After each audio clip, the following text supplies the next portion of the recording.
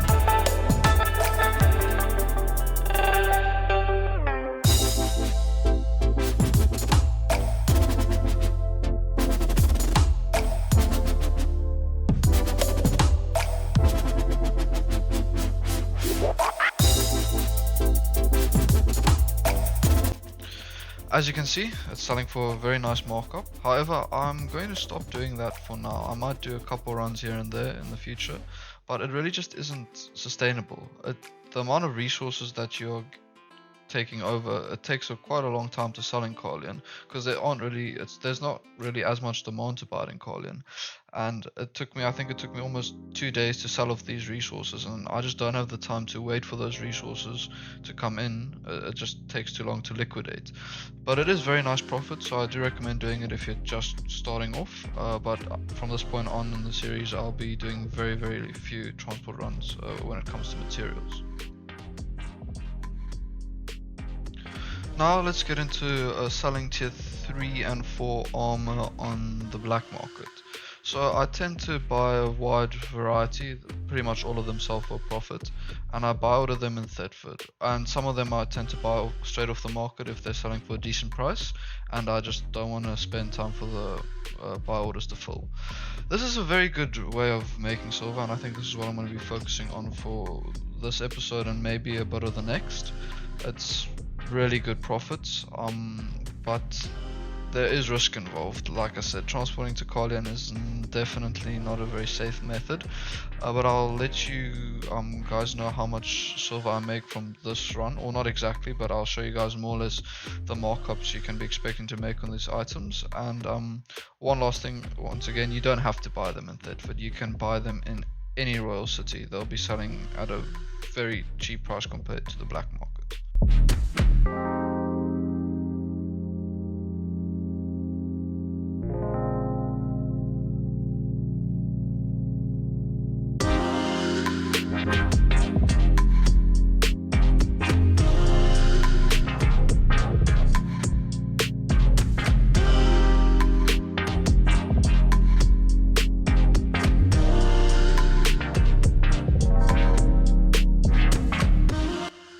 On the tier 3 items, you can expect to sell them for almost 100% increase. They sell for very close to double the amount of silver you pay for them majority of the time, depending on if you're going to place buy orders to buy them or just buy them straight off the market.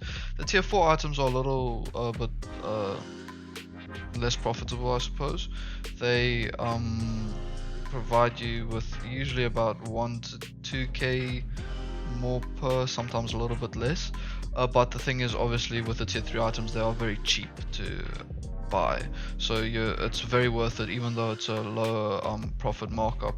that you're making on the tier 4 items, it's still worth it to buy them because it's just more sustainable, really. You can buy more items and transport them more frequently, and they still sell for a very nice markup price. So I followed the same process. I placed some buy orders in Thetford, and I bought some off the market, and I was ready to transport.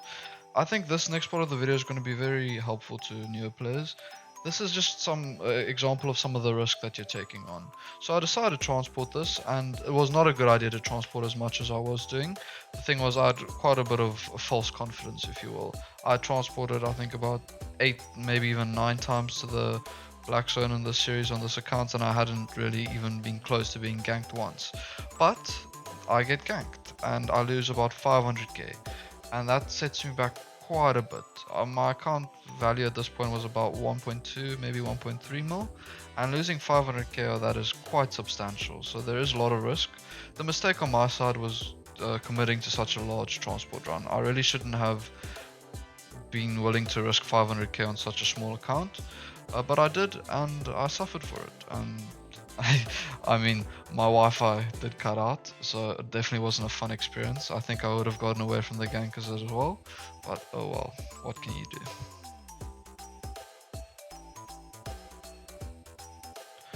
Obviously, as you can imagine, I went on tilt. I was very frustrated with myself and being ganked and the whole Wi-Fi situation. But I just decided to reset, placed some more buy orders. I had about 700k liquid, and I placed buy orders, and I just started repeating the process. And I decided to be a little bit more patient. One of the things, another mistake I made earlier was I saw the gankers and I just didn't care. I just decided to try and go around them, but I'm on a tier 3 ox.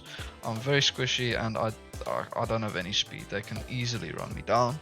So I decided to take it more, like, just be more patient, and not if I see gankers, I just go back into the zone and I wait a couple minutes and see if they're still there, and majority of the time they aren't there, and I can just transport freely and make some nice silver. So be patient, don't try and rush things. If there's gankers, don't try and go through. They're most likely going to kill you, and there's no reason you should be taking a loss when it can be easily avoided.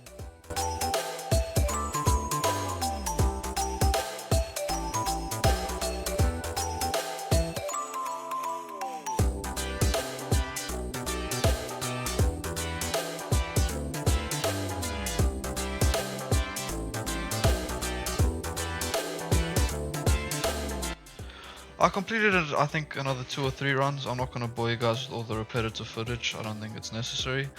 But here's just an indication of more or less how much items I have on the market at one time, and I try and keep it there.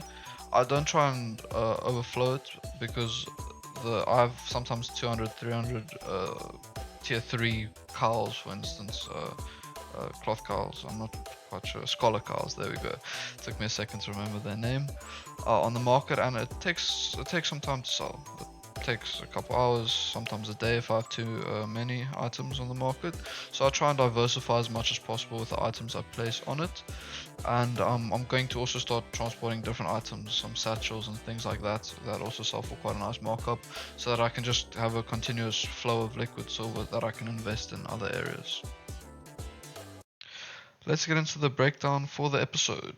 I started off with 764k. I played for a total of 2 hours. Sorry, the timer bugged again. That's not 1 hour and 40 minutes. We end off with 1.77 million. This is a profit of roughly 1 million. That would mean about 500k per hour. Without the death we had, though, it would have been 750k, so I'm a little bit annoyed, but it is what it is.